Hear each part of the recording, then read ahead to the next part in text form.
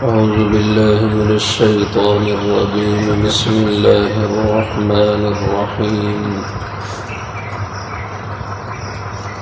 ولقد كرمنا بني آدم وحملناهم في البر والبحر ورزقناهم من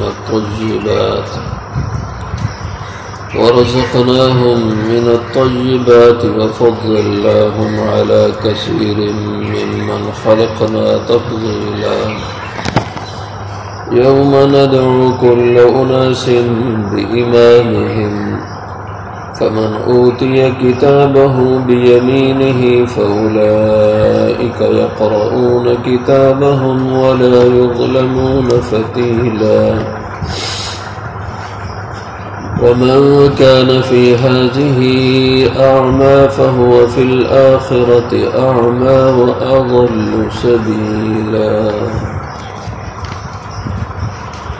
وَلَقَدْ كَرَّمْنَا، اور البتہ تحقیق ہم نے عزت دی،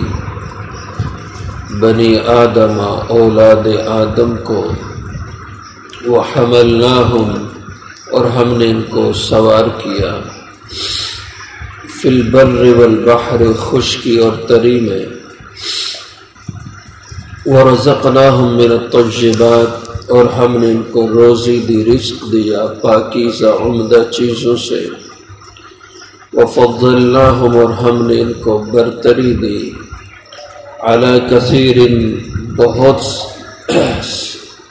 بہت ساری مخلوقات پر، ممن خلقنا،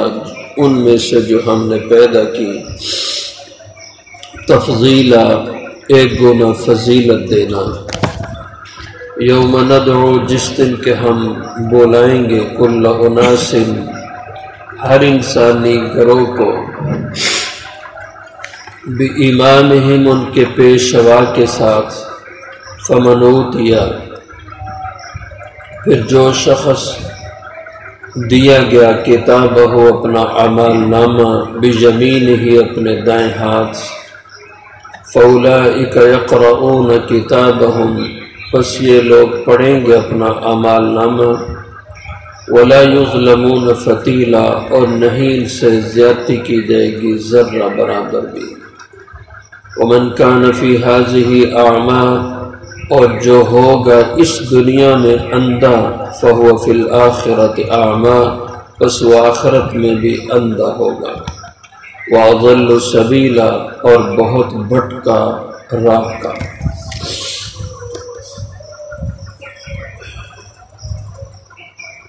گزشتہ آیات میں اللہ جل شانہ نے کفر و شرک کرنے والے انسانوں کا ذکر کیا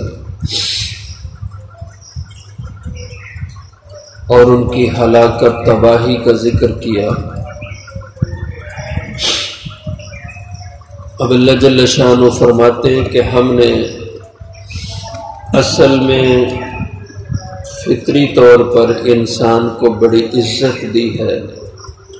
اس کا ہم نے ساری مخلوقات میں بڑا رتبہ رکھا ہے، لیکن جب ہی کہ یہ انسان رہے اور جب یہ انسانیت سے نکل جائے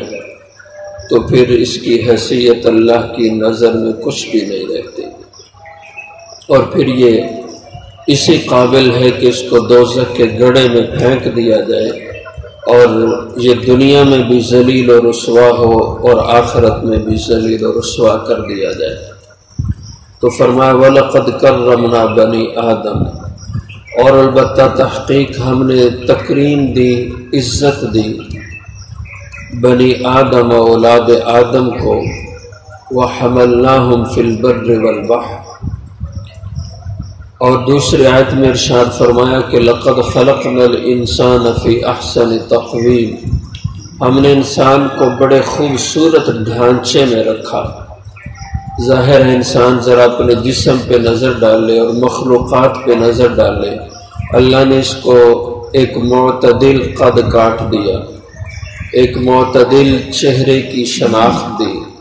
اور سارے اعضاء کو اس کے جسم میں اعتدال کے ساتھ رکھا، ہاتھوں کو، ہاتھ کی انگلیوں کو، پاؤں کو، اور یہ آنکھوں اور ناک کا چہرے پہ ایک خاص اعتدال سے رکھ دینا، اور اس کے علاوہ انسان میں عقل شعور کا رکھنا، اور انسان کے اندر محبت کے جذبات رکھنا، غصے کے جذبات رکھنا، اور انسانی زندگی کے آپس میں رشتے بنانا، یہ ساری چیزیں تکریم اور عزت کی ہیں۔ دوسری مخلوقات کو انسان دیکھ لے،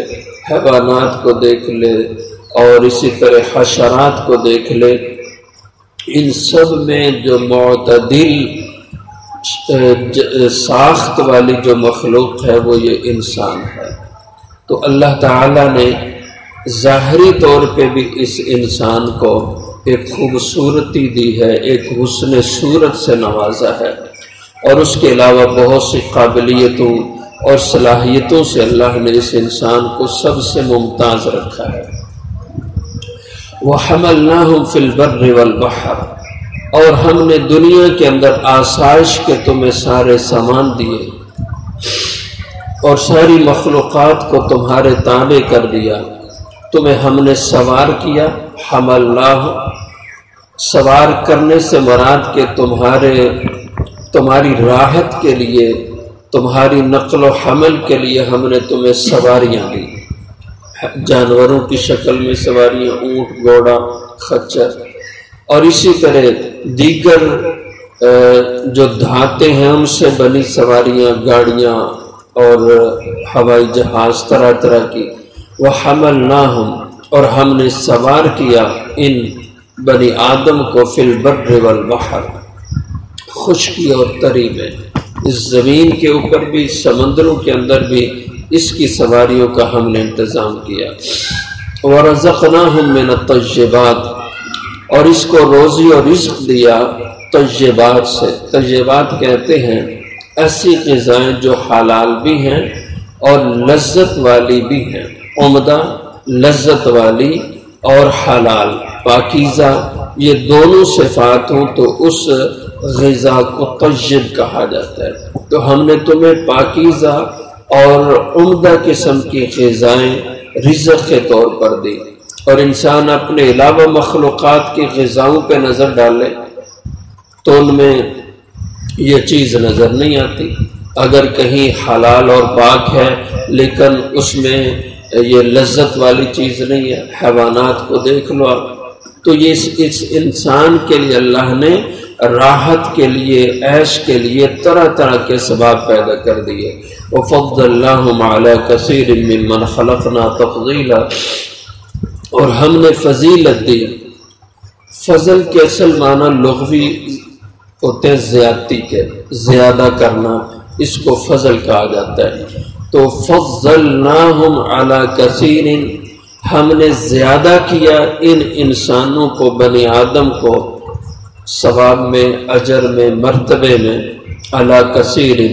بہت ساری مخلوقات پر، ممن خلقنا تفضیلا، ان میں سے جن کو ہم نے پیدا کیا تفضیلا، بڑائی اور رتبے کے لحاظ سے۔ تو بہت ساری مخلوقات سے یہ احتمال ہے کہ کچھ مخلوقات انسان سے بھی بڑی ہوئی ہیں، لیکن بعض حضرات نے کہا کثیر سے مراد کل ہے، کہ تمام مخلوقات پر ہم نے اس انسان کو فضیلت دی۔ اور اگر بعض کا کہا جائے کہ بہت سی مخلوقات پہ فضیلت دی، البتہ کچھ یعنی فرشتے، تو فرشتوں پہ بھی اللہ نے اس انسان کو فضیلت دی ہے، لیکن کلی طور پر نہیں کہ سارے فرشتوں پر، سارے انسانوں کو فضیلت ہو، کیونکہ یہ صرف اہل ایمان کے ساتھ خاص ہے کہ جو ایمان والے ہیں ان کو اللہ نے عمومی طور پر فرشتوں پہ فضیلت دی ہے، اور پھر ان اہل ایمان میں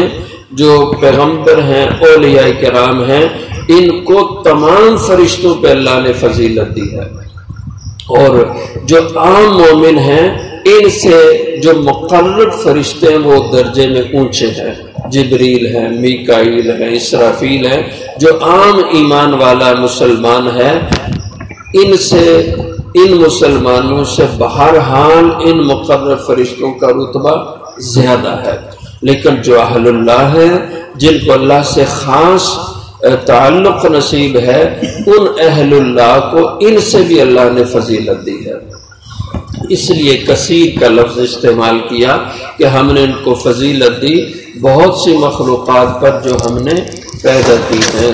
فضیلت دینا۔ یوم ندعو کل اناس بامامہم، یہاں اللہ جل شانہ نے قیامت کا مضمون بیان فرمایا ہے کہ یہ تو دنیا میں ہم نے انسانوں کی تکریم اور فضیلت رکھی ہے، آخرت میں بھی ہم نے انسانوں کی تکریم اور عزت کا سامان رکھا ہے، لیکن ان کے لیے جو دنیا کے اندر انسان بن کے رہیں، انسانیت کی راہ پہ چلیں، اپنے آپ کو حیوانیت کے راستے پہ نہ چلائیں۔ یوم ندعو کل اناس، یاد کرو اس وقت کو جس دن کے ندعو ہم بلائیں گے کل اناس، اناس سے مراد کرو ایک طبقہ ہے یا مراد اس سے امت ہے کہ ہر امت کو، ہر گروہ کو، ہر زمانے کی جماعت کو بے امامہم، ان کے امام اور پیشوا کے ساتھ۔ اور اس امام سے مراد کیا ہے؟ اس سے مراد مفسرین رحمہ اللہ نے بعض نے کہا کہ حضرات انبیاء علیہ السلام ہیں کہ اللہ جل شانہ ساری امتوں کو قیامت کے دن ان کے نبیوں کی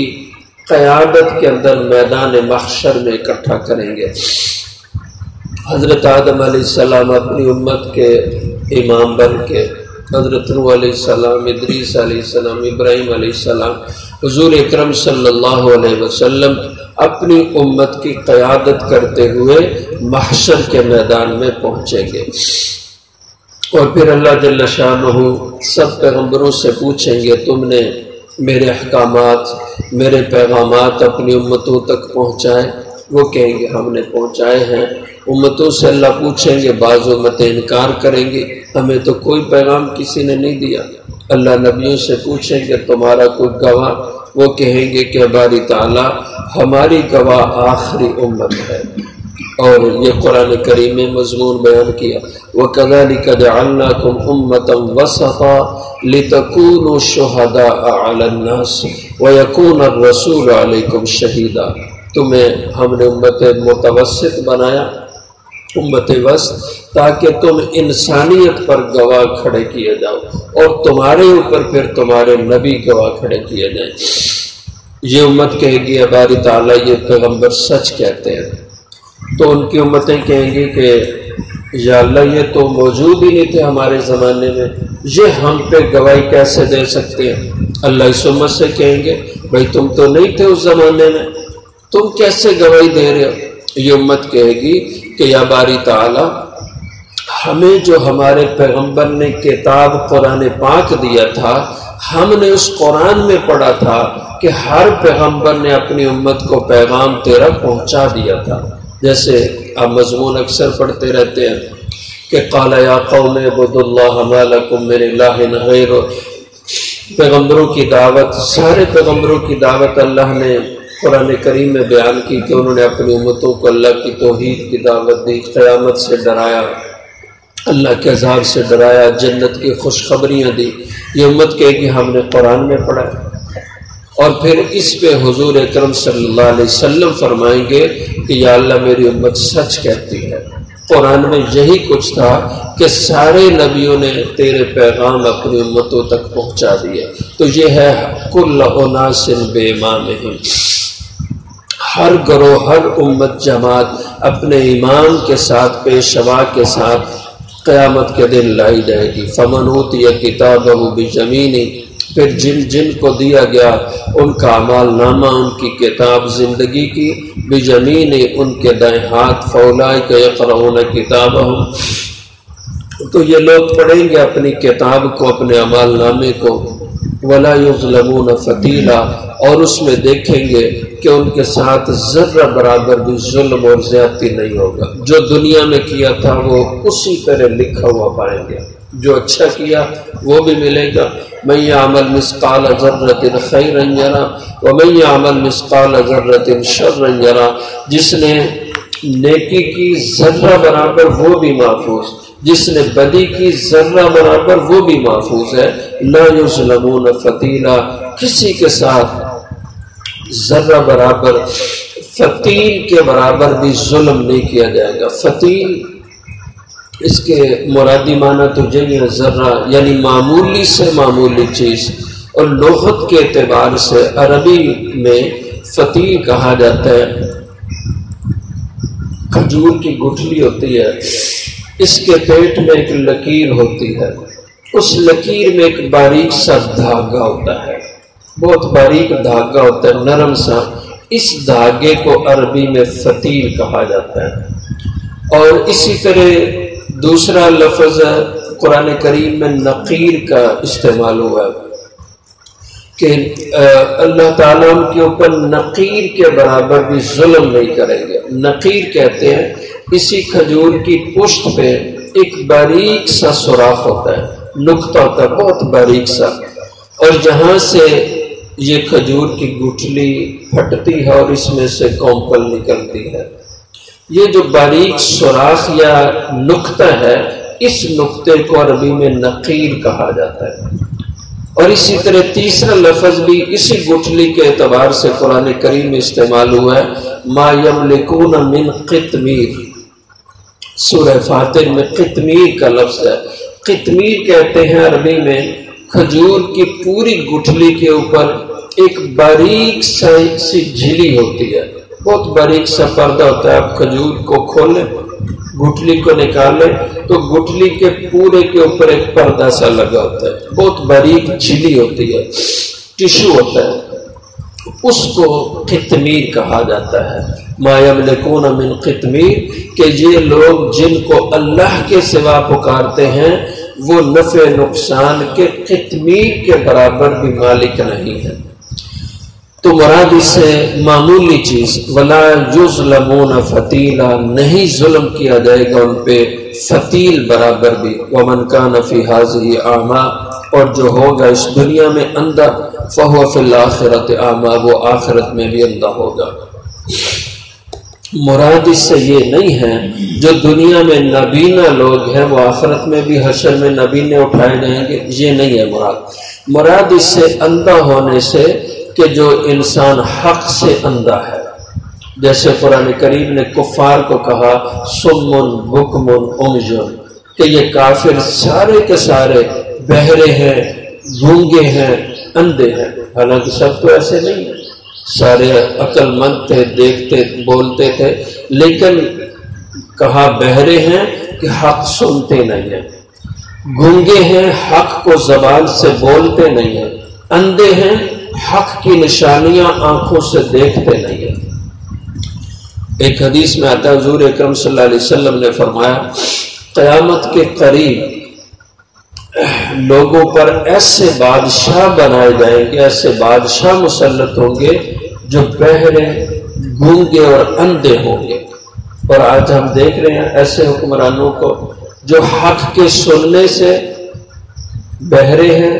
حق کو بولنے سے گونگے ہیں، اور حق کی نشانیاں دیکھنے سے وہ اندھے ہیں۔ تو مراد اندھا ہونے سے حق کی راہ سے کو دیکھنے سے معروم ہو جانا، اس صلاحیت سے عاری ہو جانا۔ تو جو دنیا میں بھی حق کے معاملے میں اندھے رہے، فَهُوَ فِي الْآخِرَةِ أَعْمَى، وہ آخرت میں بھی نجات کا راستہ پانے سے اندھے ہوں گے، پل صراط کو پار نہیں کر پائیں گے، اندھوں کی طرح بھٹک کر کے نیچے گر جائیں گے۔ تو آخرت میں اندھا ہونے سے مراد نجات کا راستہ نہیں پائیں گے، وَأَضَلُّ سَبِيلًا، اور نجات کے راستے کو گم پائیں گے، وَأَضَلُّ سَبِيلًا، اور بھٹکے ہوئے گم کردہ راہ ہوں گے آخرت کے۔